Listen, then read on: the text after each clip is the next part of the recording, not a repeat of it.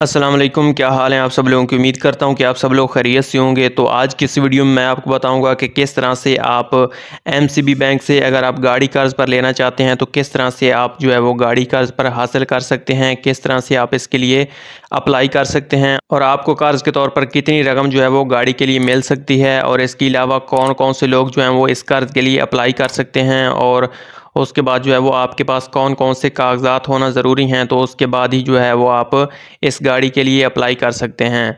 तो आपने वीडियो को स्किप नहीं करना, मुकम्मल देखना है ताकि आपको समझ आ सके। तो चलते हैं अपनी वीडियो की तरफ और देखते हैं इसकी मुकम्मल डिटेल। तो इसके लिए जो है वो सबसे पहले हम यहाँ पर देख लेते हैं कि इसके लिए कौन कौन से लोग जो हैं वो अप्लाई करने के अहल हैं। तो इसके लिए जो है वो सैलरीड पर्सन अप्लाई करने के अहल हैं, मतलब कि जो माहाना तनख्वाहदार लोग हैं, जिनकी माहाना तनख्वाह आती है, वो लोग इसके लिए अप्लाई कर सकते हैं। और उसके बाद जो है वो सेल्फ़ एम्प्लॉयड बिजनेसमैन जो हैं वो इस कर्ज़ के लिए अप्लाई कर सकते हैं। सेल्फ़ एम्प्लॉयड प्रोफेशनल्स इस कर्ज़ के लिए अप्लाई कर सकते हैं। और उसके बाद जो है वो एग्रीकल्चरिस्ट, जिनके पास ज़रूरी ज़मीनें हैं, वो लोग भी इस कर्ज़ के लिए अप्लाई कर सकते हैं। और उसके बाद जो है वो जिनके पास रेंटल इनकम है, मतलब कि जो लैंडलॉर्ड्स हैं, वो भी इस कर्ज़ के लिए अप्लाई कर सकते हैं। या इसके अलावा जो फ़ॉरेन रेमिटेंसेज हैं, मतलब कि जो बाहर के मुल्क में काम करते हैं, जिन लोगों की रेमिटेंसेज बाहर के मुल्क से आती हैं, वो लोग भी जो है वो इस कर्ज़ के लिए अप्लाई कर सकते हैं। तो ये सारे लोग जो हैं वो इस कर्ज़ के लिए अप्लाई कर सकते हैं। और उसके बाद जो है वो इसके की फ़ीचर्स देख लेते हैं कि इसके लिए जो है वो आप ये गाड़ी कितने सालों के लिए कर्ज़ के तौर पर हासिल कर सकते हैं। तो ये गाड़ी जो है वो आप 7 सालों के लिए कर्ज़ के तौर पर हासिल कर सकते हैं, मतलब कि आपने ये कर्ज़ जो है वो 7 सालों के अंदर अंदर आपने वापस एमसीबी बैंक को अदा करना है। और उसके बाद जो है वो आप इस कर्ज़ में न्यू गाड़ियाँ भी ले सकते हैं, जो बिल्कुल न्यू गाड़ियाँ हैं। और उसके बाद जो यूज्ड कार्स हैं वो भी आप कर्ज़ के तौर पर हासिल कर सकते हैं।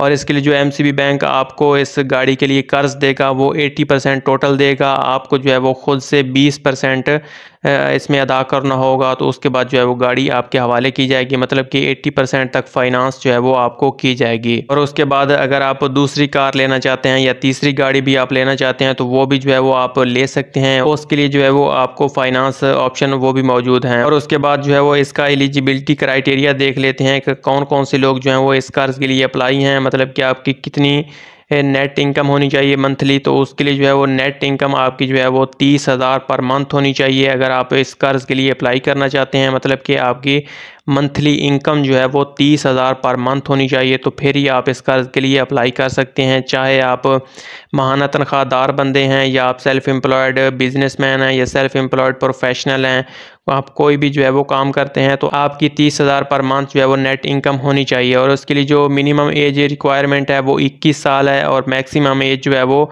65 साल है माहाना तनख्वाहदार लोगों के लिए। और 70 साल जो है वो सेल्फ़ एम्प्लॉयड प्रोफेशनल्स और सेल्फ़ एम्प्लॉयड बिजनेसमैन लोगों के लिए है, मतलब कि 21 से 65 और 70 साल वाले लोग जो हैं वो इस कर्ज़ के लिए अप्लाई कर सकते हैं। और उसके लिए जो है वो एम्प्लॉयमेंट लेंथ कितनी होनी चाहिए, मतलब कि अगर आप माहाना तनख्वाहदार बंदे हैं तो इसके लिए आपकी जो जॉब है या आपकी जो मुलाजमत है वो पिछले 6 महीनों से होनी चाहिए, उसका आपके पास सबूत होना चाहिए। और उसके बाद जो है वो बिज़नेस लेंथ, अगर आप कोई कारोबार करते हैं और इसके लिए आपके पास जो है वो पिछले 1 साल का सबूत होना चाहिए कि वाकई आप ये काम या आप ये कारोबार जो है वो करते हैं। और उसके बाद देख लेते हैं कि जो लोग बाहर के मुल्क में रहते हैं और उनकी रेमिटेंसेज जो है वो बाहर के मुल्क से आती हैं, तो उसका जो है वो आपके पास पिछले 6 महीनों के जो है वो आपके पास हिस्ट्री होनी चाहिए, पिछले 6 महीनों का रिकॉर्ड होना चाहिए जिसमें आपकी फ़ॉरेन रेमिटेंसेज के बारे में वजाहत होनी चाहिए। और इसके लिए आपको प्रोसेसिंग फ़ीस भी अदा करना होगी जब आपका ये कर्ज़ अप्रूव होगा। तो अगर आपका ये कर्ज़ जो है वो अप्रूव नहीं होता किसी भी वजह से, तो आपसे जो है वो प्रोसेसिंग फ़ीस नहीं ली जाएगी। और उसके बाद देख लेते हैं कि आपके पास कौन कौन से डॉक्यूमेंट्स होना ज़रूरी हैं, तो उसके बाद ही आप इस कर्ज़ के लिए अप्लाई कर सकते हैं। तो इसके लिए जो है वो आपके पास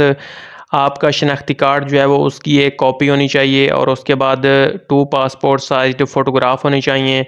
आपके जो फ़ोटोग्राफ हैं वो 2 पासपोर्ट साइज़ होने चाहिए आपके पास। और उसके बाद आपके पास पिछले 6 महीनों से लेकर 1 साल की बैंक स्टेटमेंट्स होनी चाहिए, जिसमें आपका जो कारोबार है या आपकी जो मुलाजमत है या आपकी जो जॉब है या आप जो भी काम करते हैं उसमें जो है वो उसकी डिटेल्स होनी चाहिए और उसके जो है वो प्रूफ होना चाहिए। और उसके बाद आपके पास सैलरी स्लिप होनी चाहिए आपकी, अगर आप मुलाजमत करते हैं। और अगर आप बिजनेसमैन हैं या कोई कारोबार करते हैं तो उसके लिए आपके पास प्रूफ ऑफ बिजनेस होना चाहिए, मतलब कि आप जो भी कारोबार करते हैं उसका आपके पास प्रूफ होना चाहिए या कोई भी आपके पास डॉक्यूमेंट्स होने चाहिए जिससे बैंक को ये पता चल सके कि वाकई आप ये काम या ये कारोबार जो है वो करते हैं। आपके पास सबूत के तौर पर कागजात होना ज़रूरी हैं, तो उसके बाद ही आप इस कर्ज़ के लिए अप्लाई कर सकते हैं। और इसके लिए आपको कितना मार्कअप रेट अदा करना होगा, तो इसके लिए अगर आप ये कर्ज़ लेना चाहते हैं तो अगर आप पहले से MCB बैंक के अकाउंट होल्डर हैं तो इसके लिए जो है वो आपको 1 साल के साथ 4% जो है वो मार्कअप रेट लगेगा।